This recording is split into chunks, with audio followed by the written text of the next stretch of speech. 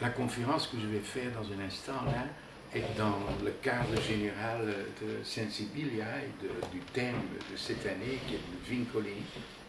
Et donc ce n'est pas tout à fait arbitraire que j'utilise dans le titre de cette conférence le terme de contrainte, de vincolo.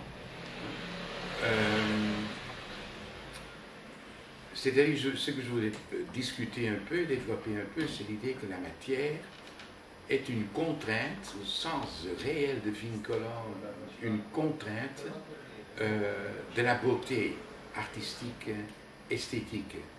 Et ce n'est pas une invention de moi cela, je pense à d'un petit livre absolument admirable d'un esthéticien français qui s'appelle Henri Fossillon dans La vie des formes, qui est un petit livre absolument génial, où il développe justement cette idée-là que la matière, toujours en discutant la relation classique entre matière et forme, que la matière est la contrainte de la forme.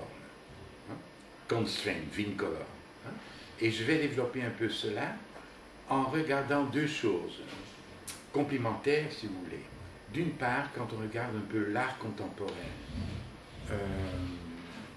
disons l'art du XXe siècle, hein, on voit qu'il y a toute une tendance parmi les artistes, et surtout en Italie, si on regarde l'arte pauvre par exemple, où les peintres, les artistes ont été très intéressés par la matière. Quand on regarde des gens comme Bourri par exemple, on voit, ça c'est vraiment ce qu'on peut appeler un matiériste, pas un matérialiste, hein, mais un matiériste, quelqu'un qui travaille esthétiquement à partir de la matière dans une espèce de glorification de la matière. C'est le cas pour toute l'arte pauvre, mais aussi en France pour des gens comme Dubuffet, Fautrier, etc.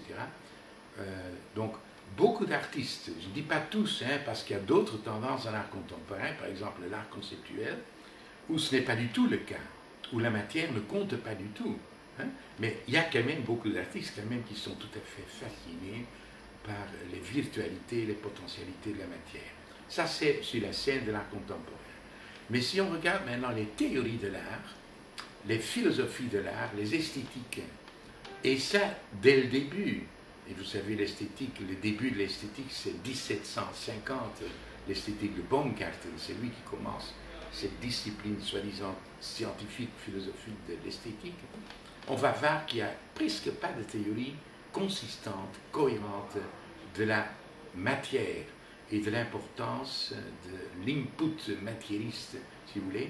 Donc il paraît, on a l'impression quand même que c'est extrêmement difficile de théoriser la matière, et aussi en sémiotique par exemple, en sémiotique contemporaine, dans les différentes tendances de la sémiotique, on verra qu'il n'y a presque pas de considération intéressante concernant l'importance de la matière dans l'art.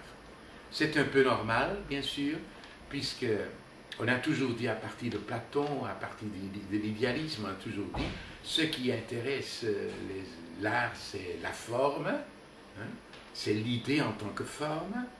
Même chose pour les sémioticiens, par exemple, si on regarde la tradition saussurienne, persienne aussi, ce qui est intérêt des sémioticiens, c'est plutôt la forme, sans qu'on donne de l'importance à la matière. Alors, ce que je voulais faire dans cette conférence, c'est essayer quand même d'élaborer incoativement une théorie de la matière comme input, comme contrainte de la beauté. C'est peut-être un beau titre, moi je trouve que c'est un très beau titre, la matière comme contrainte de la beauté, c'est-à-dire que la matière est contrainte de notre expérience esthétique. C'est la matière qui forme, c'est la matière qui résiste à toutes nos idéalisations, si vous voulez, à toutes nos formalisations, et c'est aussi la matière qui donne la perception, la sensation de la matière.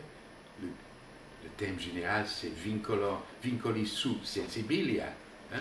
Bon, alors c'est la sensation de la matière qui donne le plaisir esthétique.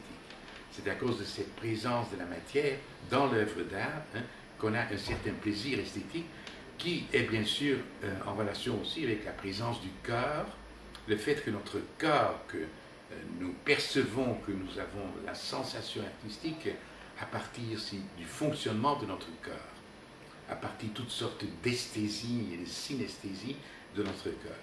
Et c'est mettre l'accent justement, c'est focaliser sur l'aspect matérialiste dans l'œuvre d'art. Bon, voilà, c'est un petit abstract de ce que je vais raconter dans un instant. Je ne sais pas si ça suffit.